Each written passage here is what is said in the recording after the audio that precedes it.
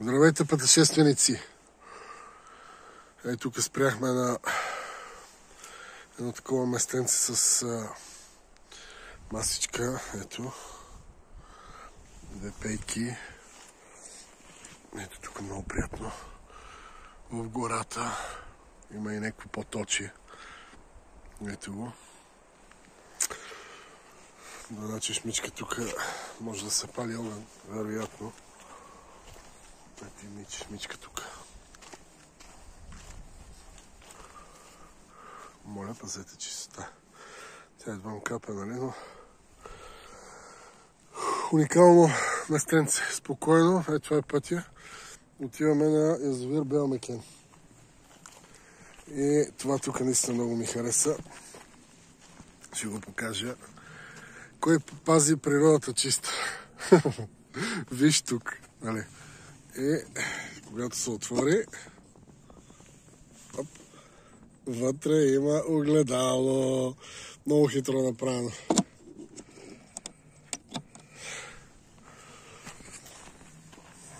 Много приятно местенце. Ще хапнеме, ще си починеме малко.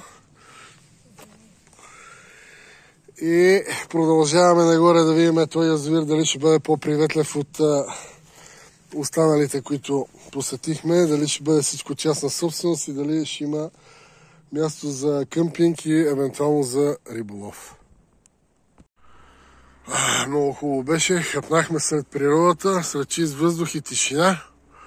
И сега продължаваме. Само искам да кажа, оставайте чисто след себе си в повечето случаи, както сте го намерили, защото на никой не му е приятно да чисти след вас, никой не му е работа да чисти след вас, а и този, който идва след вас, иска и той да си почини, да му е чисто и да му е приятно. На никой няма да му е проблем да си вземе найлончетата, бутилчиците или там каквото има и да си ги сложи в плитчето. Ние лично си ги прибираме в кемпера и си ги изхвърляме в някоя кофа, нали, като намериме по пътя или там, където сме спряли. Но не е важно какво правим ние, важно е, че всеки трябва да прави това нещо. Чистотата е важно нещо и е приятно на всеки да седне на чистичко, да хапне, да си почине. Продължаваме. Ето го язовира. Той направо е пресъхнал. Направо няма вода в него. Има някакви рибари. И сега ще обиколиме някъде, може би е там отсреща, да си търсиме място. Тук сме на язовирната страна в момента.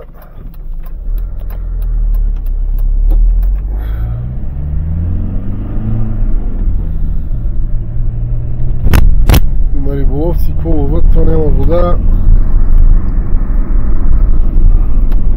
За кемперуване, като гледам, не е най-подходящото.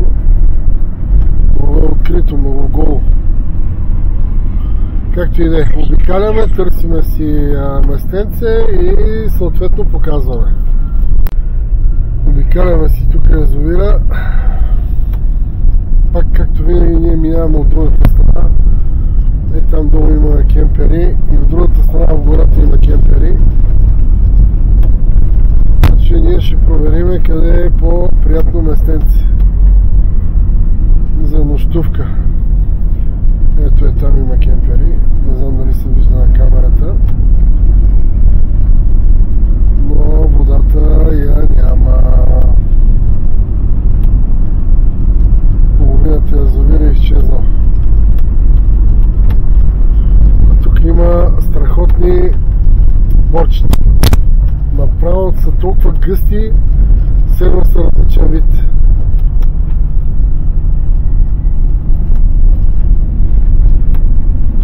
Общо взето това е пътя, не е много добър, не е и много лош.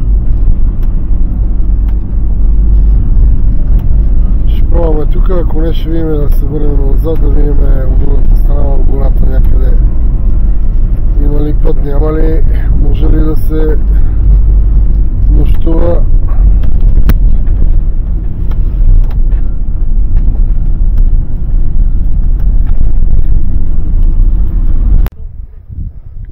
къпат хората даже.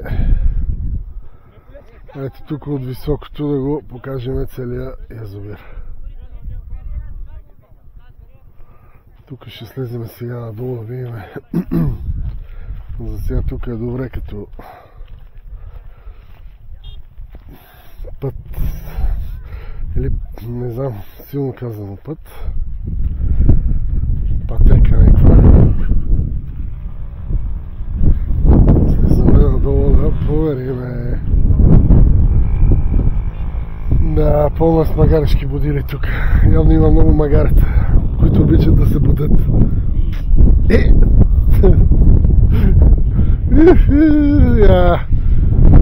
Я някаква надолу. Кемпери, каравани, коли.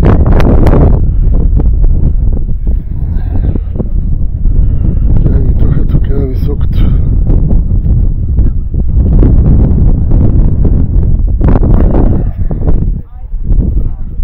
Значи водата синя.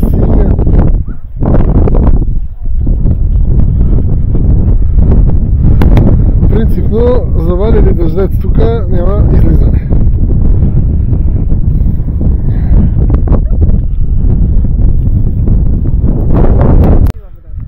Водата е била до тук. Това са не знам колко метра. Лошо. Това е станало на половина.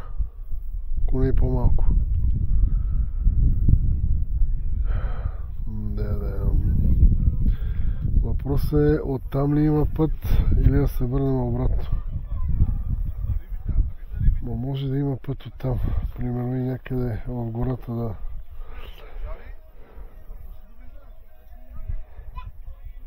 Еми, това е язовир Белмекен. За всички, които им е интересно да го видят преди да дойдат, ако не са идвали, разбира се, а тия, дето го познават, няма да им е интересно. Но ние го снимаме за хората като нас, които за първи път, всъщност за първи път идваме с кемпер. Аз съм идвал тук преди години, но общо взето нищо не помня, идвал съм за риба с приятели, нито помня места, нито откъде сме минали, това е нормално било отдавна. Но тук може да се спре, да. Не е толкова страшен бира. Може да се слезе, но май бананчето.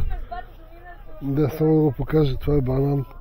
Някой го е посадил тук, той иначе много расте. Като гледаме, не му хареса особено мястото. Но пък нищо не се знае. Тук също е хубаво местенце, така. Да се скриеш, ама няма сенчица. Но пък такъв вятър духа тук, студен, че не ти трябва. Да, то през нощта ще става.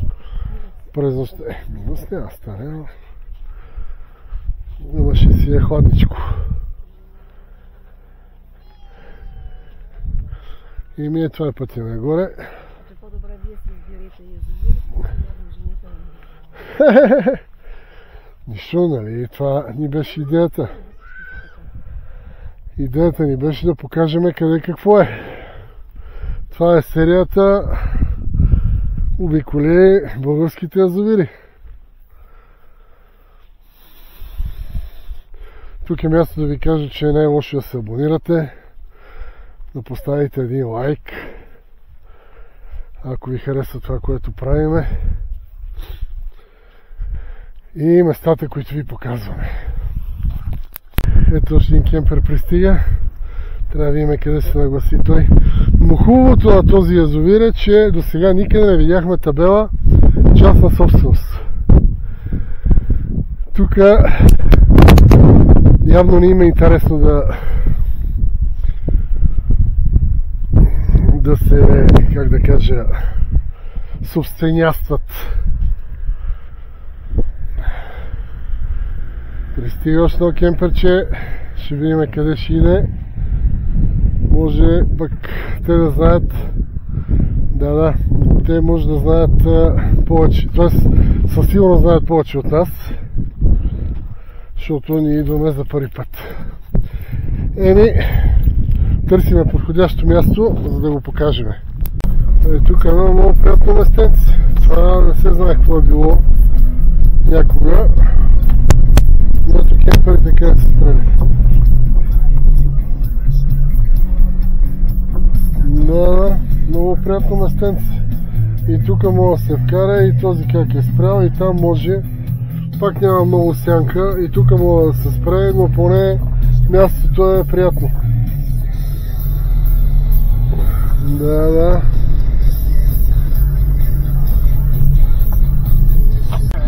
И тук има места удобни, и тук има места удобни. Значи до сега това е най-удобният язовир за кемпер. Водата е далече, но сега, доколкото разбрахме, правят ремонт, така че може би като приключат ще бъде пак пълен язовира и ще достигне максималните размери. Ще бъде много по-удобно. Иначе до него трябва да се ходи много пеша.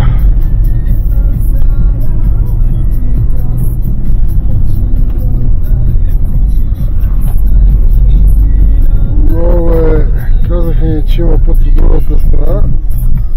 Сега ще пробваме да обиколим и оттам. Но по принцип харесахме 3-4 места, на които така може да се отседне на спокойствие. Ето и тук два кемпера има. Ето и къде са спрели. Има място и за още два. Ако си търсите компания, общо взето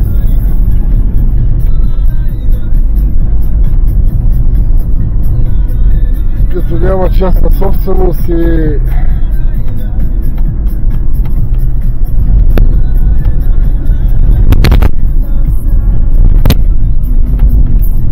като никой не се прави генерален директор на Винпрома, но много приятно.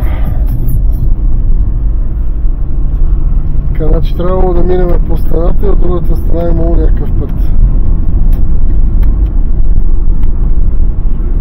Сега ще го проверим. И това местенце е много хубаво. Обаче водата е много чиста. И се вижда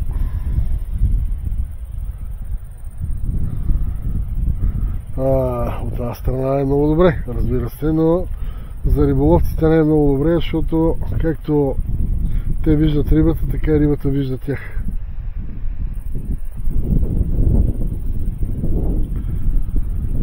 Мале, колко е паднала водата.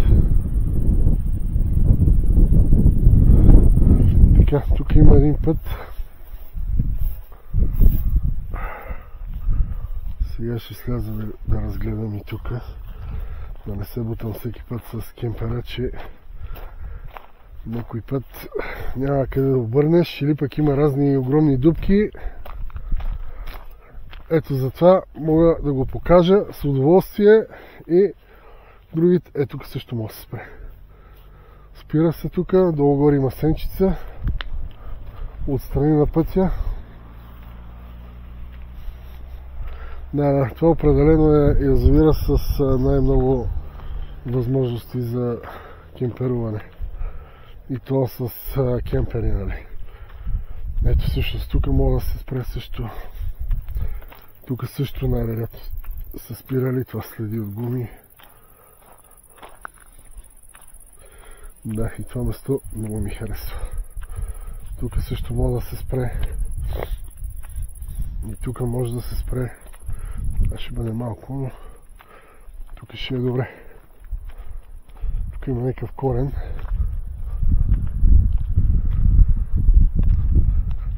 И любителите на плажа могат да си направят едно плажче. Българщината се вижда ясно тук. Ето я. Да насереме навсекъде, за да Може на следващите да им е гадно. Но по принцип това е приятно место тук.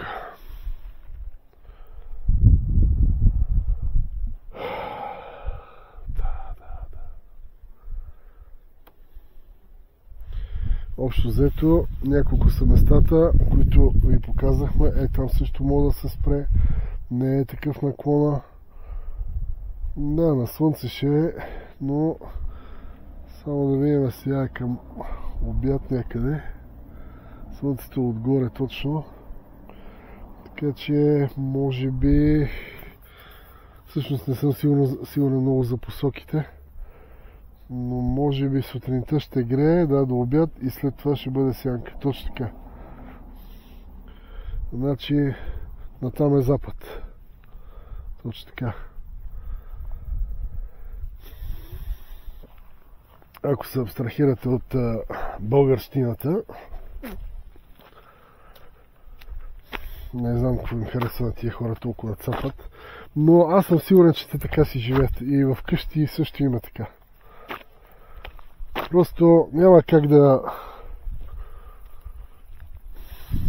на едно място да обичаш кочената, пък на другото да искаш да ти е чисто. Свинята си е свиня. Извинявам се, обаче в края на краищата това е нещо, което виждам. Нито нещо скривам, нито нещо лъжа. Абсолютно без никакво продуктово позициониране, както се казва. Всичко директно, каквото се види, без монтаж и без украсяване или пък нагаждане. Продължаваме по другата страна. Той язовир има две стени явно. Продължаваме по другата страна. Да видим какви места има там. Моята жена се опънала. Слез на слънце, връмни! И се слиза. Иска нека да седне и да си чете книгата. Каква усмивка. Това е път, който обикаля страната, която е в ремонт. И е много приятно и тук. Тук със сигурност ще има места за кемпингуване. Горе и чешмички има. Общо взето тук на много места има чешмички, така че без вода няма да останат. Ето и тук може да се къмпингува, нагоре 100% са на много приятни места. И отстрани на пътя дали може да се къмпингува. Ето на тази полянка дори. Надолу няма да ходим да гледаме. Но със сигурност това е място, което... къде минаваме? Мале, гледай камни. Я гледай какво е. И нагоре и надолу. Как са ги редили тия камъни. Да, бая стена си е. Но тук този язовир предлага доста приятни условия за къмпингуване. Наистина мога да се намери място, което да е спокойно и да е тихо и, как се казва, тишината да е тишината. Така че за сега това е язовира, който нали да я? И за къмпинг говорим. И може би като свърши ремонта да се дигне водата, ще стане още по-добре. Сега тази голата част така малко е много приятно за гледане, но пък иначе гората е прекрасна. Но пък от друга страна, по принцип така, наше мнение тук също е наше мнение е, че да пътуваш с кемпер е много по-приятно ноември, декември, някоя година също е много хубава. Януари, февруари се почина и въпреки, че пък не е сигурно, януари също може да се обикаля. Единственият месец, който е такъв по-мразовит, ако има много сняг и такива пътища стават абсолютно непроходими. Нали, февруари месец, после март, април до май пак е приятно. Зависи какво се чуе, разбира се. Но ние предпочитаме тези месеци. Те са даже не по-и много по-спокойни, почти навсякъде има места, почти навсякъде има така тишина. И освен това и наистина вече е студено, но все пак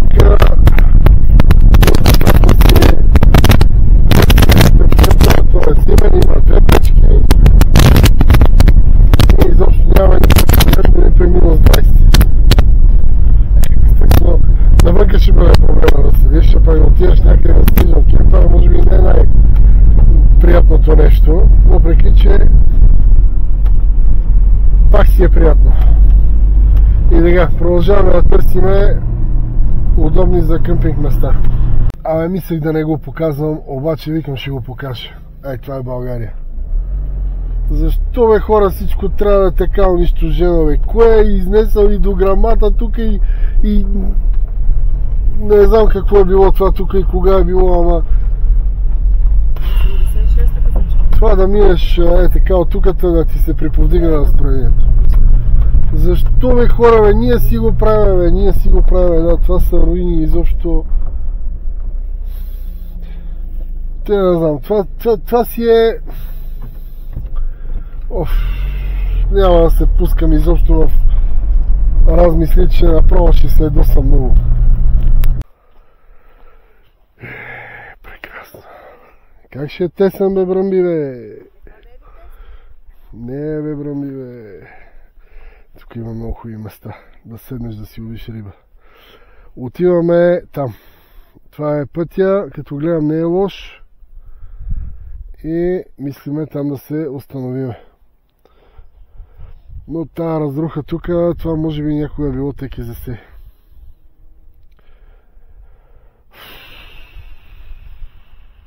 Не знам. Мене лично това ме потиска. Не, че няма по света такива работи, но хората общо взето си пазят нещата.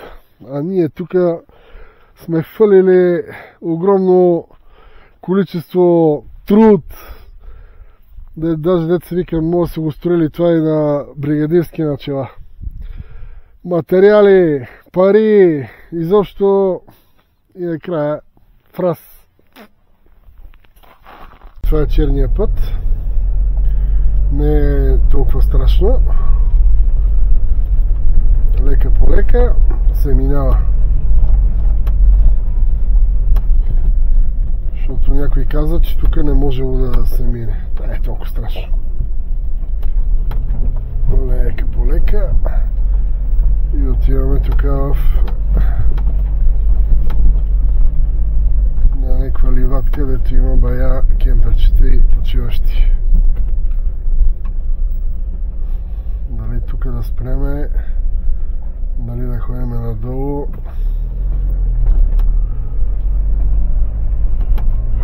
Ще се позавъртиме и ще видим. Ето ни от другата страна и решихме, че ще останем тук. Само трябва да подложим разни работи под гумите, за да го поизправим малко, че доста е наклонен.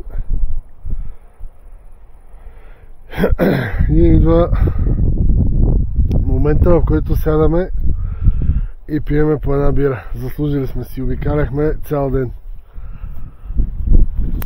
Тук мога да се поседне. Тук има и чешмичка. Само трябва да нивелираме малко кемперчето. Някой има при чешмичка тук. Не знам откъде да точва водата, но като гледам, това е чиста.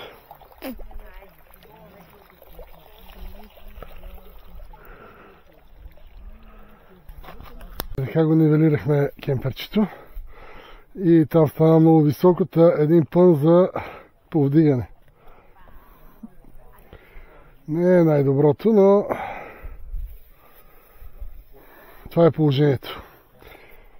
От някаква каравана тук взехме тия дръвца за подпорка. Да. Черпали се едно бомбонче. Не мога това. Не мога да чупиш. Не мога.